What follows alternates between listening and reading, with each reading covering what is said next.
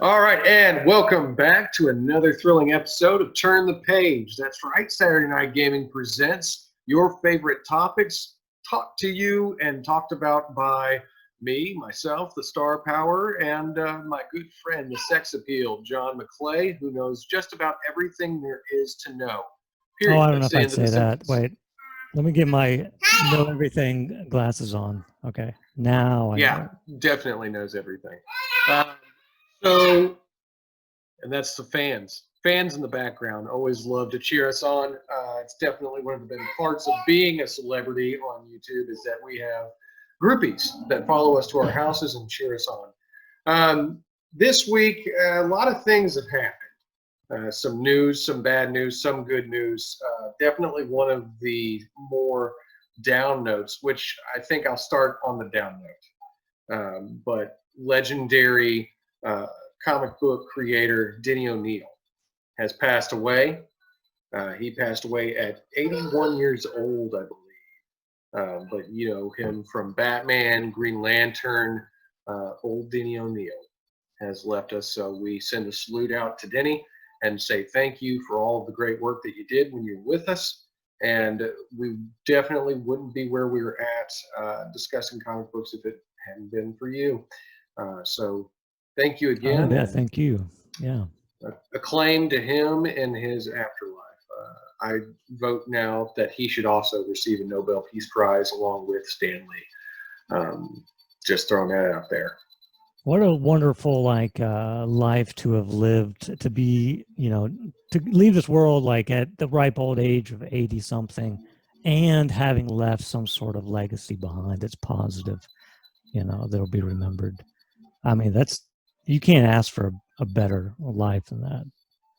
I don't think you can. I honestly agree with you there. I think that's one of the things that I would love to look forward to is, A, getting old enough to appreciate anything I've been able to accomplish, and B, also having accomplished something that's worth telling about or putting on my gravestone. Put your Some mark on the world in some way, positive mark. It's easy to, I mean, not easy, but like it's easier, I would think, to put a negative mark on it in I don't know. some I think way. some of those monsters out there have tried pretty hard. Yeah. I think it's hard to change the world one way or another. But Well, it's there are better to some. change it positive in a positive way. It's constructive. Be constructive. I do appreciate that. Yes, I think it would be good to do it in a positive way to help people associate together. And obviously, Denny O'Neil was great because of his run on Green Lantern when he had Green Arrow being a civil rights activist, bringing to the forefront in comics at the time that were unheard of some of the um, problems with our actual world, the Hmm. society as it was. The differences in race and monetary means, class, and everything was brought to the forefront in that Green Lantern comic book. So that was some excellent work. And it did, I think it brought a lot of attention to certain things that needed to be looked at in a little bit different light. And I think he succeeded at that. I don't know how you feel about that. Maybe you feel the same way, maybe you feel differently. Me personally, yeah, I feel the same way. Okay. I'm glad I don't want to be caught there. Yeah, yeah. Uh, In that regard, my silence is compliance. oh, I agree okay. with you. Is silence also consent? Yeah. No, no, no. Silence is not necessarily consent. Okay, that's good to actually put out there for all the listeners. Yeah, Okay, unless so you're, silence might be compliance. I'm not actively disagreeing with you, so you can assume that I agree with you, I guess. As long as you're not talking through your teeth, that's what I will Yeah, as long as assume. I'm not talking through my teeth or like make some weird Oh yes, yeah, that's it, exactly it. Yeah. it's a lean back teeth. Yeah, Yeah. like I don't really respond like verbally, just I kind of emote my response. Or if I do one of those where I suck in, and then do a head tilt, that's like, maybe you need to walk it back a bit there, buddy. But So, in other news, also DC related, and actually Bat related, there's been a series, the WB or whatever they're calling themselves now, the Arrowverse, CW, the CW, CW, yeah. yeah. Yeah, I'm always getting confused about what they call themselves. Because I There's jumped something. in at UPN, and then the UPN was WB UPN, and it was confusing back then. But now I think it's just a CW. It's still confusing a little, but they're at least broadcasting some pretty cool shows within the Arrowverse. One of those shows has been Batwoman, starring Ruby Rose. Um, I'm I was a big fan, actually. I thought that she did a really good job. I think she fit the appeal for the show and did some good acting for it. And the suit was pretty freaking neat too, in my opinion. However, she will not be rejoining the show for their next season. She is leaving the show. There's a lot of rumor and speculation as to why. Something about maybe a stunt injury and not being interested in going forward. But she will not be recast in the role. They will instead just replace her as Batwoman with a new person behind the mask. I wonder how they're So gonna that's do something. that story wise. That's interesting though. I'm kind of like, I was when I first heard that she was being recast or not being recast rather. I was like, oh, that's interesting. How they are they not going to have Batwoman in Batwoman? But then you kind of just clarified it for me. Like, no, there's going to be a Batwoman. It just will be a different Batwoman, like within the context of the show. A Uh, different, I, yeah. yeah, I had heard that she like it was amicable, I guess, uh decision on both the actresses and the studio's part. I think the studio would prefer to keep her on, but I think it was her decision. And like carrying a show by yourself like that, like being the headliner, and if you're not used to the amount of work that goes into that, especially considering how physical a role it was going to be, she might have thought she had bit off more than she could chew at the time. I That don't really could know be. that there was some speculation on that end. So I That could haven't. be the case. That does seem. I mean, when Stephen Amell first started the whole thing back in the day, when they booted up the Arrow TV show, that was very stunt centric. I mean, everything was based on what they could have him physically do. Not only that, but I mean, He's a they physical got, guy. yeah, very physical. And I mean, even just beyond him just using the salmon ladder pull up system to show off some of his physical skills. That's hard enough to begin with, and he's Well, doing what's it in that? like I don't know that. it's the rungs that a free form bar will hang across, and then there are a series of rungs that go up like a ladder, Oh, and he okay. has to So hop and pull up to each I know one. what you're talking about. Like that's on the Ninja Warrior. Right. They call that like Jacob's Ladder or something. Right, right, Yeah, right. yeah, So yeah. it's That a was it's hard a to pretty do. difficult thing to do, but he showed off his physical prowess doing it. He did it in every other episode at the beginning of it. As they built money, then yeah, we got a little bit more special effects and some cooler things. But the big thing that pulled, I think, for that genre, that TV superhero genre, was that there were those old fashioned stunts going on, and Mhm. so being a bat character, you're obviously getting a suit, which is hard enough to act with as we look back and see like Michael Keaton talking about being in the bat suit and feeling claustrophobia. Yeah, he But couldn't turn beyond his that, neck. yeah, he Yeah, had to turn couldn't his turn whole his body. head.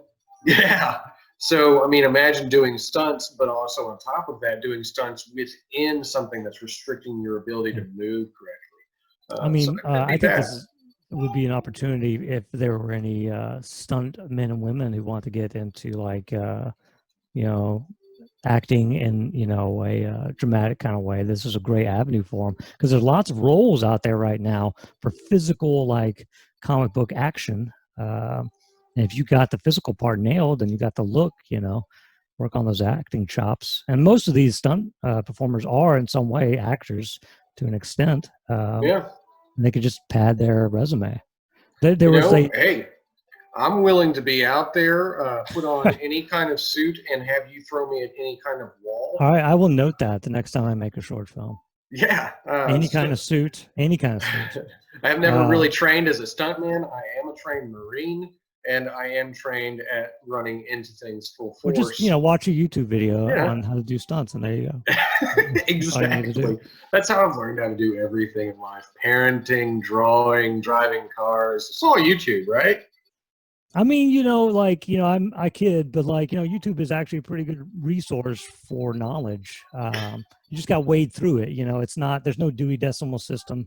There's no badge expert, I mean, there are some, but you have to search them out, and just kind of feel out the information. Don't just subscribe to one guy and be like, this guy's gospel.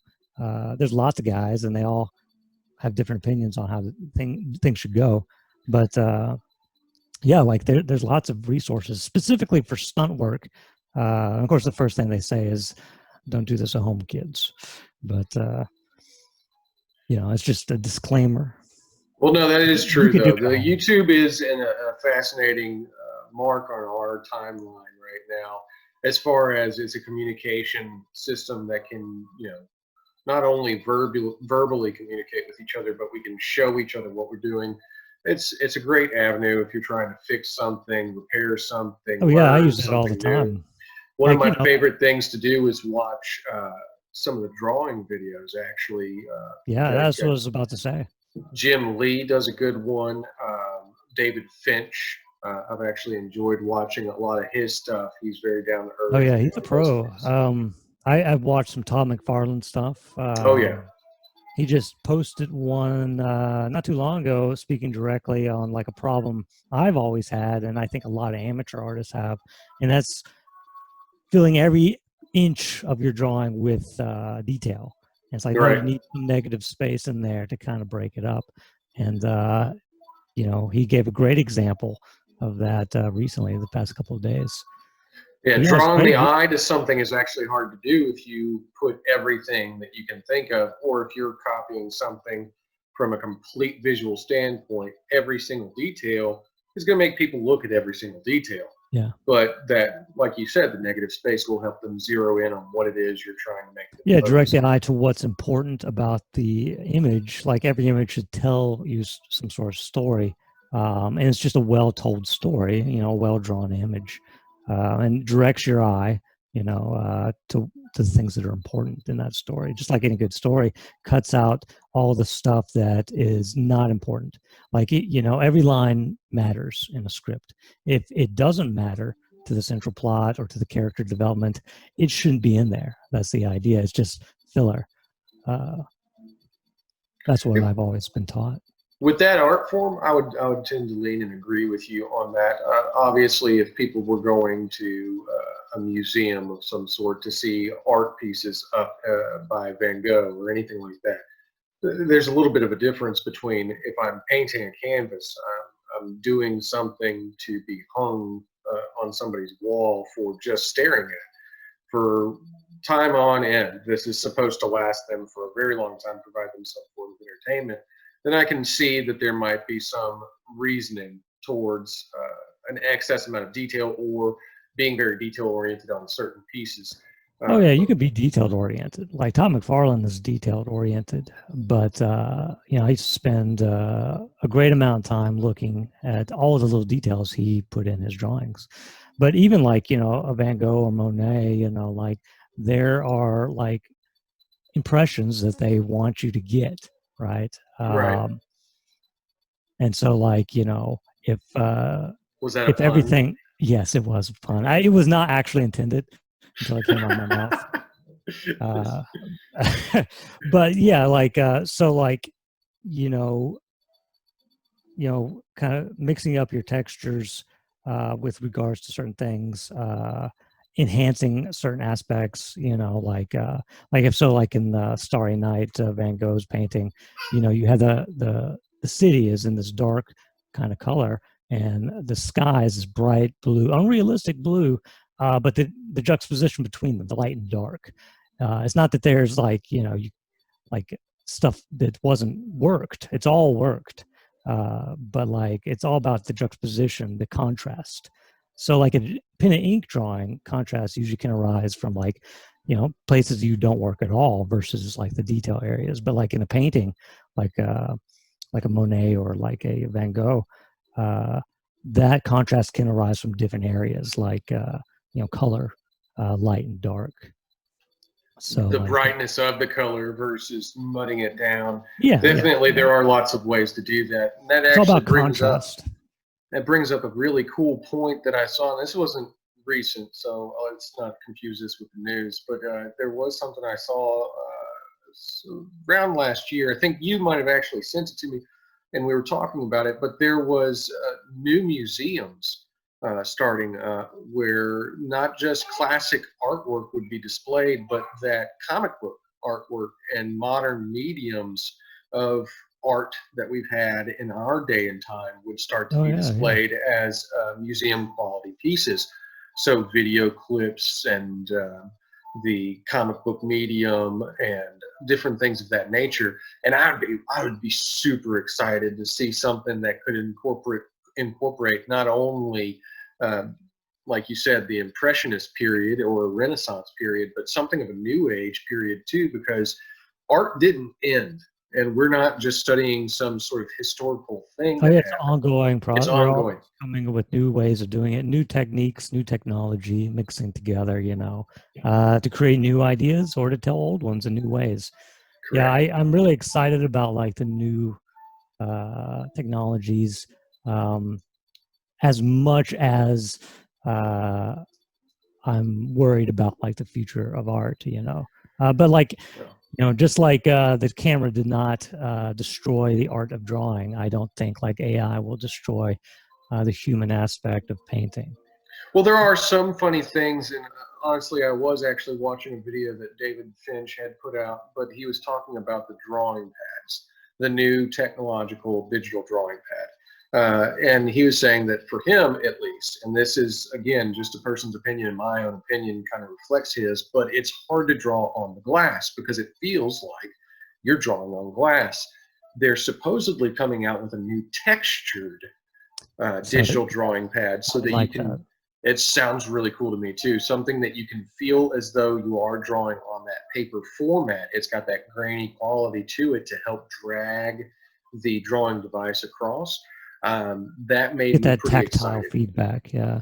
Correct. Because I mean, that's the thing when you're drawing or when you're creating, if you're a musician, an author, an artist of any kind, um, I think that it's a whole body experience that you're going through. Some people like to listen to music. Some people like to, while they're drawing, there's a certain mood that has to be set around them, but it is very much a personal, soul felt experience when you're creating. And the digital thing can make it seem as though you're removing that soul from it.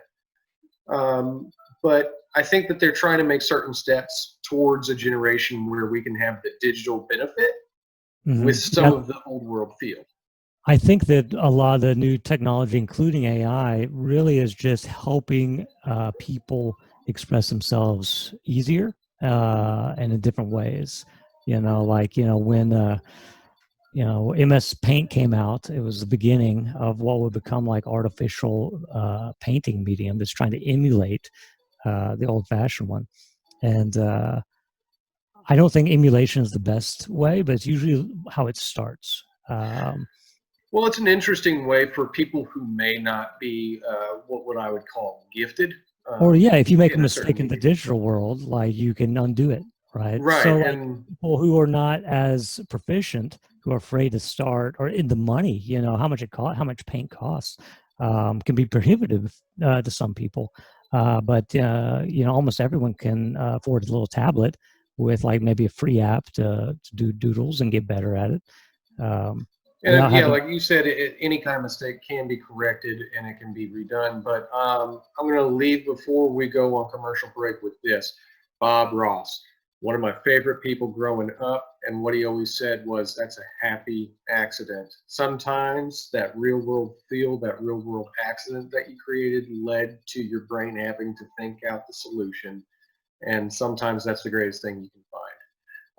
But yeah, we're going to go on a quick commercial break and we'll be right back with some more thoughts and opinions from your favorite guys. Hello, everybody. This is Dan once again coming back just to let you know a little bit about what we've been up to.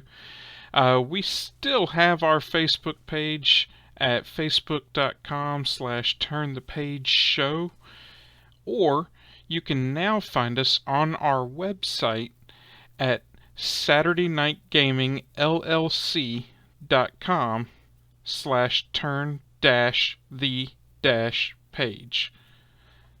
So you should go ahead and check that out over there. We have links to our most recent episode. We have links to the shop. We have links to what's going on with Saturday Night Gaming as a larger company. And you can check all of that out over there at SaturdayNightGamingLLC.com. And now we're back to the show. All right, and welcome back. Thank you for enjoying our commercial break. We always try really hard to bring you some of the best commercials you'll see on TV right now. Thank you for joining us again. And as a reminder, don't forget to like, subscribe, share on your pages and with all your friends, and let your grandmother know that we are Pro Grandma, and we love grandmas listening to us and learning all about comic books and popular media.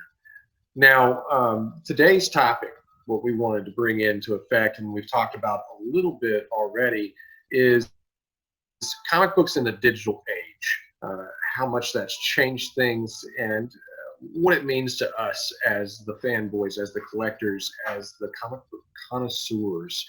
And one of the things that I found really changed things for me, because I did switch over my collection to a digital media.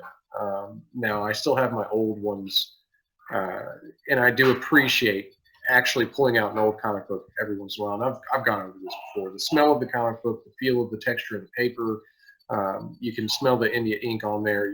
It's just, there's something about it that's great. It's very nostalgic. There is something about that. I agree. The thing that I found that I appreciate about the digital medium is that I can collect everything. There's really nothing that holds me back as far as if I want to find a story, if I want to find a comic. I'm not locked down to whether or not my local comic book shop ordered it for me. It's there. It's available for me when I want it, as I want it. I can read it. I can rent it. There's just so many different things that makes it very easy if you're into reading. Can you lend it? Like, I know Amazon has features where they can lend a book. I think it's Amazon. Maybe it was Barnes & Noble. Anyway, at some point, someone who sold books had a feature where you could lend a digital copy to someone. It would be deleted from your list of books you had access to and put on theirs for like a week or something. Because I think my sister lent me one of her books. But is there anything like that for comics? Like if you want to lend me a comic book and have me read it? And if there is, like, would that be a good idea? I haven't tested that yet. I mean, there are times when I want my friends to read something that I've really found quite enthralling. Normally what I've done is I just lend my Kindle over to someone and tell them what to read, and they do, and they get it back to me. But that week where I can't read my Kindle is killing me. It kills me. It's mind-boggling because of how much time or how relaxing I find it to delve into these stories on a nightly basis, whether it be, because I have a varied, I like Philip K. Dick.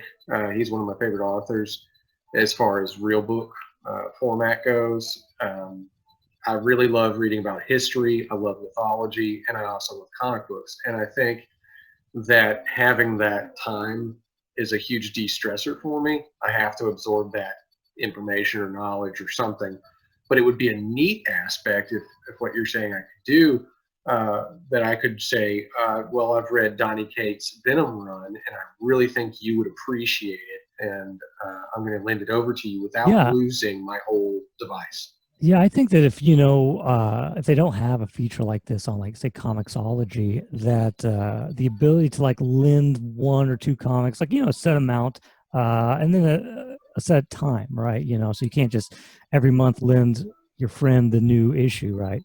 What it could do is it could have an actual boost on the sales. So, like, say for example, you really found the new Avengers storyline to be really intriguing, and you think that I'd be interested in it. So you lend me like the first issue that starts that storyline, And you were right. I am intrigued.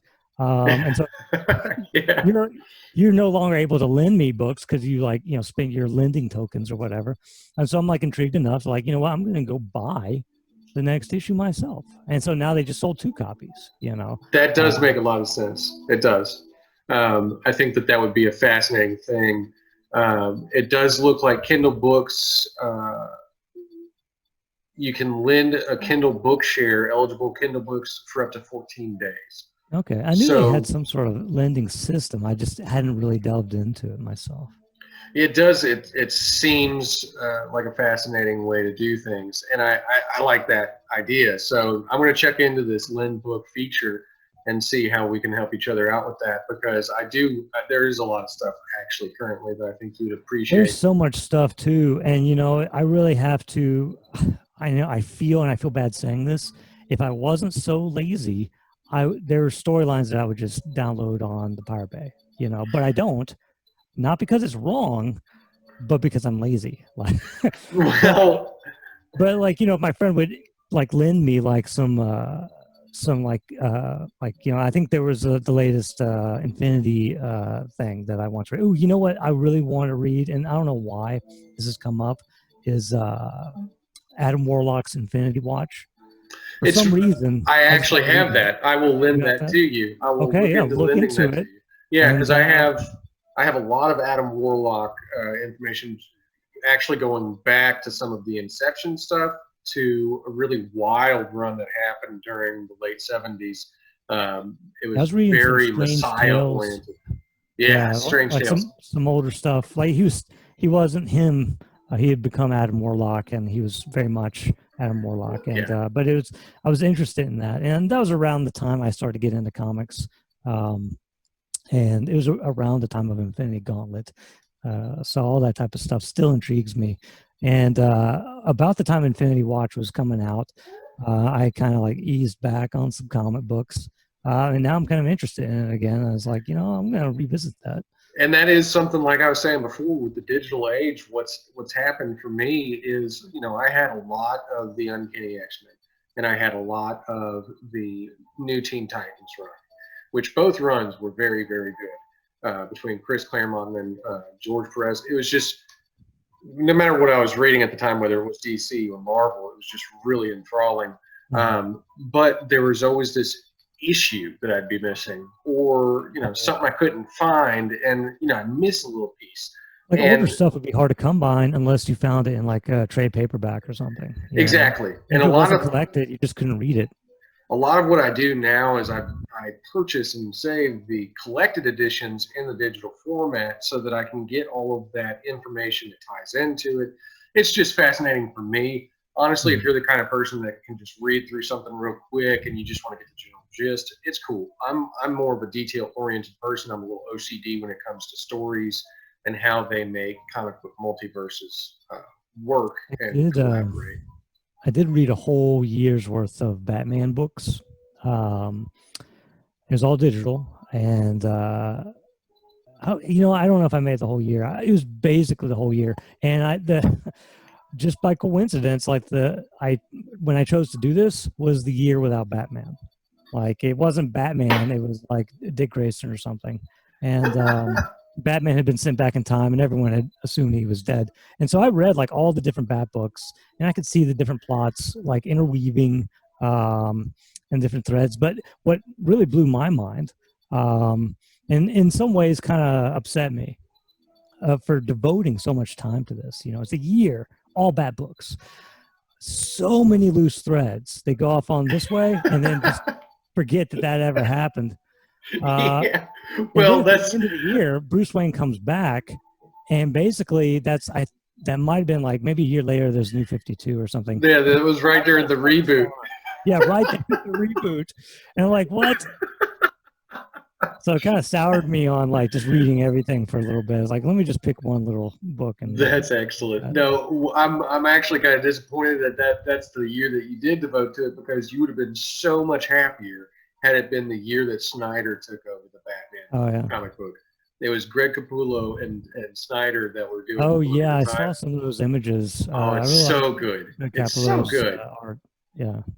I mean, now you're always going to have an issue with DC, where by the time they start to even mention about loose threads that they brought up, that they've rebooted again, and that actually brings us to a new topic within the digital age, and that's that DC has decided to reboot again with something called DC 5G, fifth generation of DC Comics. And they said with this current push, now some of this is still rumored because we don't know how much they'll turn back on what they said, but they said if the 5G push did not succeed in bringing more sales back to their comics, that they were going to cut print. They're still going to do digital, but they're not going to print the same way that they used to. Oh, that's pretty crazy. So like It's when they very first said 5G, like I think that's a really silly title because it confused the hell out of me. Like 5G, like gigabit speed DC. Like what are you talking about 5G? Well, they are tied into AT&T now. If I remember correctly. Is it some big advertisement for 5G? Like Yeah, just I keep think that it's in the subliminal. lexicon? Yeah, subliminal advertising for 5G. But the Like, I'm already 5G thing sold on was 5G. It's really kind of strange though, because what they were talking about, and I believe that Dan, I think that the way you pronounce it is Didio or Didio. Didn't he step down? He stepped down, but he was the one pushing a lot of these other changes that were originally put forth by Jeff Johns, but Jeff Johns left so that he could be a consultant, and a lot of things changed. And so they got to the point to where this 5G thing was going to be the superheroes at an aged rate to where they would be if they had been in continuity the entire time. Oh, Bruce whoa, Wayne really? is retired. Clark Yeah. Kent isn't Superman. His son is. Jonathan Kent would be Superman. Ooh, I didn't know any of this. This is interesting. It is kind of interesting. It Some is of it, interesting. some of it's touchy. I don't know how they're going to pull some of it off. Barry Allen and Wally West both replaced as the Flash with the son of Captain Boomerang. Not sure how that's going to work. Does that mean like Jay Garrick is like, well, he's dead now because he was. Yeah, he's just old as hell. You know, I think that each of the way that they work it is each of their multiversal worlds still works. So Silver Age is still like Earth 2, Earth Prime, Earth 52, Earth Rebirth. They still make it as if nothing's really ever changed, but we're going to change everything. It is interesting how, like, you know, I mean, like a story wise, this would be interesting, but like as the main thing, like there's something about like the timelessness of these stories. And then like, you know, it's like if you had The Simpsons, like, all right, how old is Bart Simpson? All right, he should be in college now. And so they just make him in college. Now that's The Simpsons. It's like, nah, that's not The Simpsons. It's a little cheap, but at the same time, it's, you know, it's the same way that we were talking about on the mythology episode. We're here because we're we need these new age gods to look at, these new age heroes or demigods, whatever you want to call it, for whatever reason. Now, you want to replace Bruce Wayne as Batman with Luke Fox, who is Lucius Fox's kid. Cool. Mm-hmm. Do I find it controversial that it would be a man of color inside the Batsuit? No, not at all. I find it whatever. I mean, it's a person. Jean Paul Valley, was that controversial, put him in a suit? No, it's just whatever. It's a part of the story. So I'm fine with that. But you lose what the Bruce Wayne character brings to Batman, which is some of that psychoticism that makes him the character. Yeah, I don't feel like anyone could be Batman. And you know, with the Batman Incorporated and all that stuff, kind of like the ideas of it, like it's like, you know, there's really only one Batman, and that's Bruce Wayne. But like, and the same thing with Superman to a degree. But and Robin, geez, why are there so many Robins? There are a lot of Robins, and people have their favorite, and they do. It's like almost. I guess like Batman, if you look at it, he's the guy in the officer's uniform, and then you have the pawns, the soldiers, or whatever you want to call them, and they're all dressed as Robin. You know, he has a little army of orphan boys. You know, it's a really interesting question, you know, when you have characters that are iconic like this. And to bring back mythology, like, so like, you know, we do reinvent mythological characters and put them in different settings, played by different actors. Like James Bond is a mythological character, and right, you know, he's been reinvented. Doctor Who. Yeah, well, that's built into the continuity of the show. He reinvents himself in various ways. But yeah, like I do think that there's something to that. But both Bond and Doctor Who are the same character. They're not like, you know, it's not like someone who was not James Bond, like Joe Bond, you know, Yeah, as now the new 007 that we're following, right? an adopted kid of James named Yeah, yeah. Johnny. I mean, Yeah, to me, that's a no. little silly and unnecessary, but Well, I think that it's uninventive, and that the reason why I would say that is if you have an idea for a character and you want to build a new character, do so. Build a new character. Sell me on that character. Don't use a gimmick to make me buy this change that you've made for whatever reason. I want you to build a character, and I want you to compel me to buy that because you put that much hard work into it. That's what I think that they should be doing with certain things. If it's, and I mean, more power to them. If they're artists and producers that are out there and they want to involve different races or different genders and they want to touch on different subjects, cool. That's cool, man. Do what you need to do. Say what you want to say, but do it in an inventive way. Bring it to me so that I can actually contact it and see it in that light that you're trying to bring it to me. Don't use a different a gimmick or hook to pull me in, and well, for it me, seems like, cheap at that point. It almost feels well, like it cheapens what they're trying to say. like, I just want, the character to remain true to the character. And so, like, versus like, okay, this guy's the new Batman or this guy's the new Superman. I just want that to be Clark Kent. Like, so, like, for example, like, if you want to have a Batman that was like of color, he's Bruce Wayne. And in this reality, Bruce Wayne is black. And I wouldn't Okay, be just make the whole thing that. I see what you're Um, saying. yeah, it's really about the character Clark Kent. That is Superman. So, like, I don't care if he's black or white. What I care about is the character. So, like, as soon as you make Clark Kent someone else, like Joe Blow, that's not the same character. And I think it's important to understand that. Right, but and that's the thing that I get kind of it turns me off to it is when they just slap a symbol on something because there's symbol recognition, and so therefore people are going to buy based upon that symbol. I don't think it's always necessarily right to just reinvent something and then slap the symbol on it and say that that's what it was invented for. You're not necessarily doing that. If you want to reinvent the wheel, do what Image did back in the 90s and reinvent the freaking wheel. From like the I mean, ground up. oh yeah. I mean, when they came out with Image Comics and you had Spawn, I mean, that was a great comic book Savage read. Dragon. It was very interesting and unique. It was new stories, Savage Dragon, Wildcats, whatever you wanted to name them. They were gritty. They did a little bit cliche things, but at the same time, they pushed the envelope on things that weren't being done necessarily in comic books at And that time. Balance at the time too, I really enjoyed like their work storytelling wise, just the different types of stories that they were willing. Like at that time, Marvel was very much like, just turning out the same type of 90s stuff and not super interesting or intriguing story wise compared to what Valiant at the time was doing. I remember seeing Robot, what was it? Magus Robot Fighter, and just like what is this? Yeah. Like the artwork too. People were really down on the art, but I enjoyed it. I like the kind of watercolory colors too. I Well, just and want something different. that's the thing is it's an art form. So go into it appreciating what that artist is trying to bring to you. I mean, obviously, when you have books that are heavily influenced by one creative mind, like when Frank Miller does anything, um, you're going to have a lot coming at you that's very unique and gritty and cool, and it's very artistic in his interpretation, not just from the writing to the panel work and the art itself. So that's always great, and I'd love to see more like that.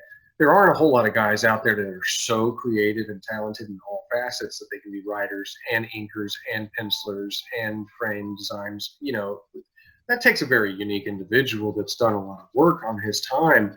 Um, but I would love to see more stuff like that. I do appreciate what he does. And it's kind of interesting. And, I said what I said about DC and how they can replace their characters or not replace their characters. It offends me somewhat. But Marvel, not that long ago, did the same thing, replacing Spider-Man, replacing Wolverine, replacing Thor. And for most of it, it was throwaway for me.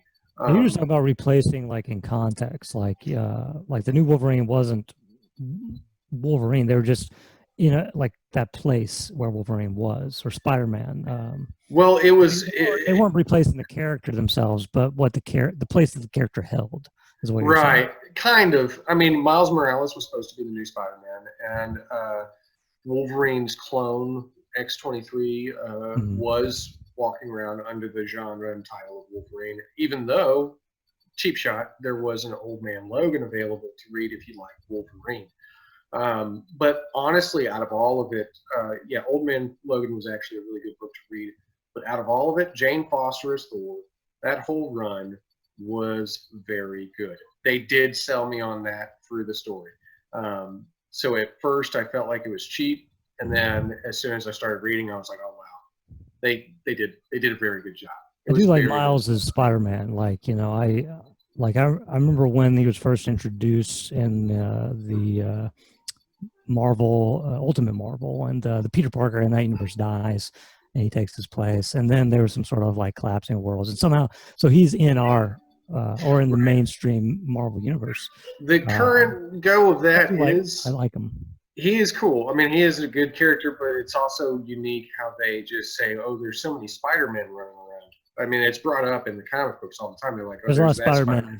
Yeah, there's a lot of Spider-Man and women right now.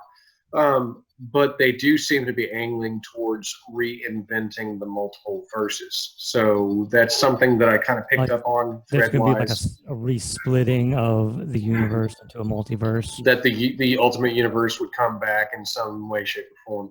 So I'm waiting to see how that turns out. Honestly, I don't know. But it is fun to see all these things churning out. And next week, we will be discussing something I find very interesting, which is supervillains turned heroes. Some of your favorites. Talking about Dr. Doom. Maybe Dr. Doom, maybe a little bit of Venom, maybe a little bit of Loki. I don't know. But yeah, join us next time for those topics. There's going to be a lot of interest on my part to talk about all that stuff. I know John loves his Doom. So get ready to sing the Doom song with us. And leave comments if you want us to talk about specific characters, or if you even want to win the opportunity to maybe zoom in on a certain segment with us. Leave a comment and ask us to do so. Uh-oh, he gritted his teeth and leaned back. But that's okay. I'll stand behind my word. All right. Until next time, this is Tony Stevens and John McClay. We appreciate you for joining us. We appreciate you for hearing us. And we appreciate you for being kind. The world has too much negativity going on, especially right now in 2020. So let's just pass around the positivity. And until then, just join us again. All right. Thank you and goodbye. In a long and lonely desert east of Nairobi, there were some pyramids standing there. Who knows what formation they were in? And a hero named Hydro walked in and he said,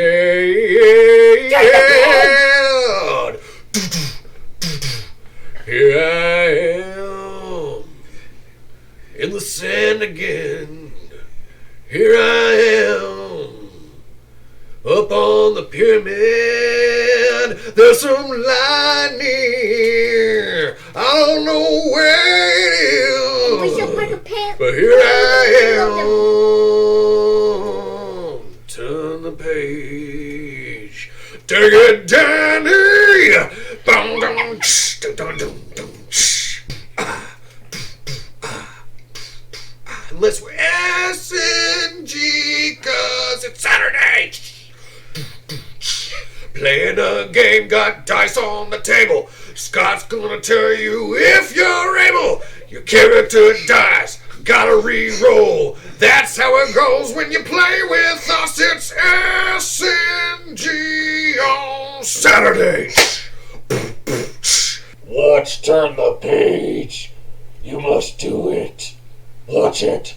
Turn the page, turn the page, turn the page. Drink coffee, coffee, coffee, and watch Turn the Page.